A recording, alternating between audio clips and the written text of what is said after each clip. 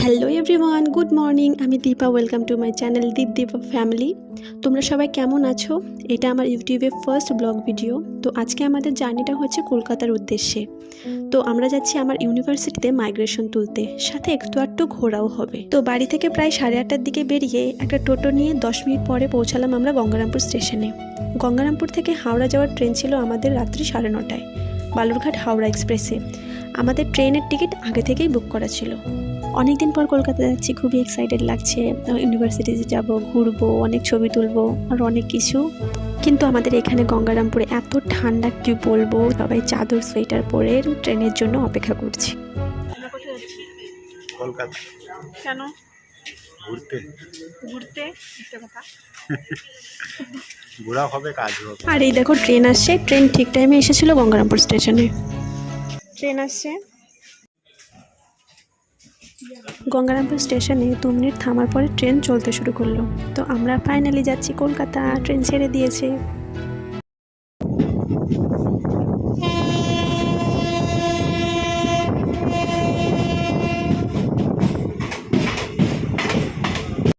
Seat পেয়ে গেছি। কত নম্বর আমাদের? 10-11। 10-11। আমরা ট্রেনে উঠে গেছি, আমাদের সিটও পেয়ে গেছি। এখানে খুবই ঠান্ডা। সারা রাত জার্নি করবো, পৌঁছাবো ভোর 5টায় হাওড়া স্টেশনে। কেমন ঠান্ডা লাগছে? ঠান্ডাতে কেমন জড়সড় হয়ে বসে আছে। ট্রেন ছেড়ে দিয়েছে এখানে, শুনতে পাচ্ছ। ফাইনাল আমরা পৌঁছে গেছি হাওড়া স্টেশন। এখান থেকে যাবো ধর্মতলা, প্ল্যানেট মেট্রো ধরে যাব দক্ষিণেশ্বর। তো দেখা যাক। এখানে ওয়েদারটা তো বেশি, মানে গঙ্গারামপুরের তুলনায় অত ঠান্ডা নেই, তাই না? হাসছে। কলকাতা অনেকদিন পরে, আফটার 6 মান্থ। চলো দেখা হচ্ছে প্ল্যানেট গিয়ে।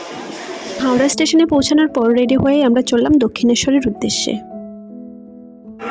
আমরা রেডি হয়ে যাচ্ছি দক্ষিণেশ্বর।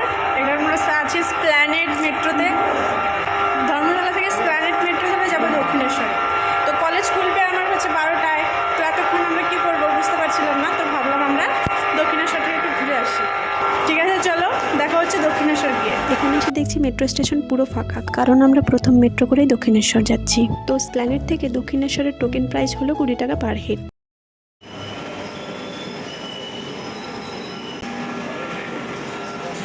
মেট্রোতে অতটা ভিড় ছিল না। যেতে যেতে আমার একটা কথাই মনে পড়ছে বারবার, যে এমএসসিতে প্রত্যেকটা সেমিস্টার পরীক্ষার আগে আমি দক্ষিণেশ্বর পুজো দিয়ে গেছি, যাতে পরীক্ষাটা ভালো হয়। এখন আমরা আছি দক্ষিণেশ্বর মেট্রো স্টেশনে। প্ল্যানেট থেকে উঠেছিলাম, এখন এলাম দক্ষিণেশ্বরে। আমাদের কলেজ আছে সেই 12টার সময়। তো এতক্ষণ আমরা কী করবো বুঝতে পারছিলাম না। ভাবলাম একটু দক্ষিণেশ্বর থেকে ঘুরে আসি। তো দেখা হচ্ছে মন্দিরে গিয়ে। দক্ষিণেশ্বর যেহেতু কলকাতার একটি অন্যতম ভিজিট স্পট, সেহেতু স্টেশনটা এত সুন্দর, আমার খুবই ভালো লাগছে।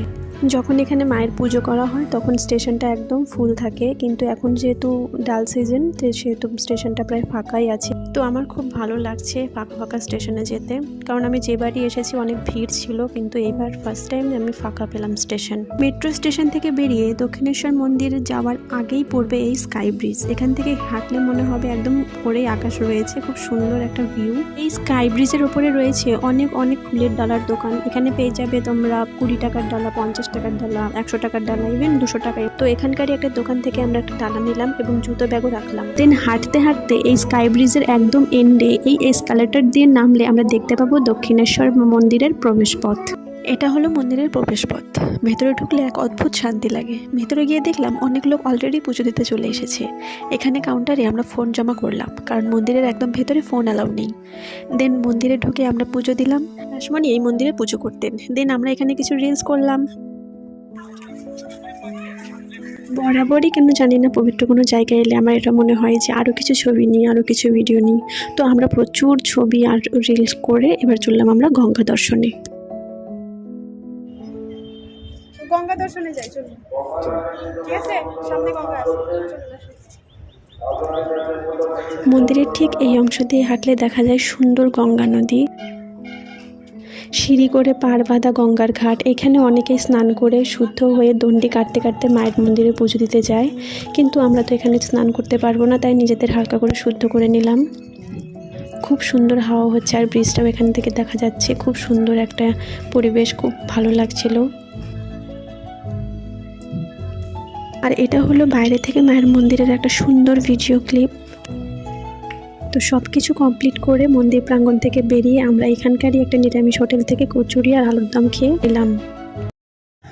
পুজো টুজো দিয়ে আমরা যাচ্ছি এবার আমার ইউনিভার্সিটিতে মাইগ্রেশন তোলার জন্য। দেখি একটু টায়ার্ড হয়ে গেছি, আমরা সেন্ট্রালে আছি এখন, মানে কলকাতা ইউনিভার্সিটির খুবই কাছে, একটু করে নামলাম সেন্ট্রাল। আর এখন যে রাস্তা দিয়ে যাচ্ছি এটা হলো আমার ইউনিভার্সিটির রাস্তা, কলকাতা ইউনিভার্সিটির কলেজ স্কোয়ার ক্যাম্পাস। এখান থেকে মাইগ্রেশন তুলবো, কতদিন পর এলাম, দীর্ঘ 5 বছর স্টাডি করেছি, মানে বিএসসি এমএসসি দুটোই কলকাতা ইউনিভার্সিটি থেকে কমপ্লিট করেছি আমি। জানি না আর কবে আসা হবে, একটু ইমোশনালি লাগছিল এগুলো ভাবতে ভাবতে। তো যাই হোক, একটু পর আমি মাইগ্রেশন তুলে নিয়ে এলাম। খুব মন খারাপ করছে আমার ক্যাম্পাস থেকে বেরিয়ে, কিন্তু কিছু করার নেই, জীবনের সামনে এগোতে হলে পিছুটা নিয়ে ভাবলে হবে না, তাই না? আর আমরা খুবই ক্লান্ত ছিলাম, তোমাদের দাদাভাই বললো চলো ডাব খাই, তাই কলেজ স্ট্রিটের সিইউ এর সামনে থেকে ডাব খেয়ে নিলাম দুজন। দেন একটু ভালো ফিল হলো, কারণ কলকাতায় এখন যা গরম। দেন আমরা আবার সেন্ট্রাল মেট্রোতে গেলাম, অপেক্ষা করছি মেট্রোর জন্য, রবীন্দ্র সদন যাবো বলে, সেখান থেকে ভিক্টোরিয়া। এই যে ঘুরতে ঘুরতে এতটাই টায়ার্ড হয়ে গেছে, ভুল ভাল বকছে। কি যেন বলছিলেন? হ্যাঁ, ওই বাংলার মাটিতে ছবি, বিশ্বের ছবি বলছে এই পোস্টারটা এখানে আসছিলাম না, মানে ওই একটা পোস্টারটা কি এক জায়গায় থাকবে বলুন তো? এই এত টায়ার্ড হয়ে গেছে, মানে এত টায়ার্ডনেসের জন্য এত ভুলভাল বেরোচ্ছে মুখ থেকে। আমরা প্রায় চলে এসেছি, আমাদের ট্রেন হচ্ছে 10টায়। ততক্ষণ কি করব? আমরা তো সকালবেলা পুজো দিয়েছি দক্ষিণেশ্বর থেকে, কলেজেও গেছিলাম মাইগ্রেশন তুলতে, সেটাও হয়ে গেল। তো এখন যাচ্ছি আমরা ভিক্টোরিয়া, মানে বসে থাকার জন্য, টাইম পাস করার জন্য। দেখি আমাদের ট্রেন হচ্ছে রাত 10টার সময়, এতক্ষণ কি করব? চলো দেখা হচ্ছে ভিক্টোরিয়ায় গিয়ে। রবীন্দ্র সদন মেট্রোর 2 নম্বর গেট দিয়ে বেরিয়ে বাঁ দিকের ফুটপাথ দিয়ে 5 মিনিট হাঁটলেই পাওয়া যায় ভিক্টোরিয়া। এখন এসেছি আমরা ভিক্টোরিয়াতে, এখানে থাকবো প্রায় 2-3 ঘন্টা থাকবো, কারণ 10টায় ট্রেন আছে। তো ভিক্টোরিয়া আমরা এখানে বসে থাকবো কিছুক্ষণ, দেখা যাক। দেখতে পাচ্ছি খুব টায়ার্ড হয়ে গেছি। এখন আমরা রয়েছি ভিক্টোরিয়া মেমোরিয়ালের একদম ভেতরে। এই স্থাপত্যটি নির্মাণ করা হয়েছিল মহারানী ভিক্টোরিয়ার উদ্দেশ্যে। স্থাপত্যটি সম্পূর্ণ সাদা মার্বেল দিয়ে তৈরি করা, খুব সুন্দর একটি কারুকার্য। তো সারাদিন ঘোরাঘুরির পর হোটেল থেকে রাতের ডিনার সেরে আমরা চলে এলাম শিয়ালদা স্টেশনে, শিয়ালদা বালুরঘাট এক্সপ্রেস।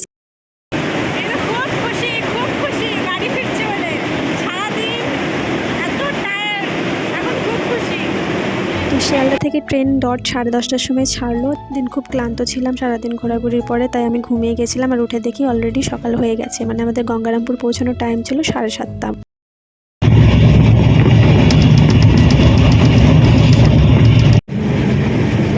আমরা এখন নামবো, নামার জন্য প্রস্তুত হয়ে গেছি। গঙ্গারামপুর স্টেশন পেয়ে গেছি, 2 মিনিটের মধ্যে নামবো। তো খুব খুশি, মানে এর আর মুখে হাসি, এগুলো কি বলবো, বাড়ি পেয়ে গেছি। এই জন্য কালকে যা হাঁটাহাঁটি গেল, বেশ ভালোই ছিল, ঘুরলাম, তাই না?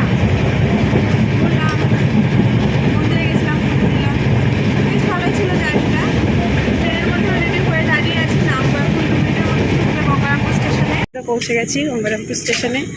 কি ঠান্ডা বাবা, কলকাতায় মানে যেরকম গরম এখানে সেরকম ঠান্ডা, তার উল্টো। তো গঙ্গারামপুর স্টেশনে ট্রেন এখন দাঁড়িয়ে আছে, ট্রেন থেকে নামলাম। তো চলো টাটা, আজকের ব্লগটা এখানেই শেষ করছি। সবাই খুব ভালো থাকো, সুস্থ থাকো, আবার নিয়ে আসছি নতুন কোনো ভিডিও, দেখা হচ্ছে।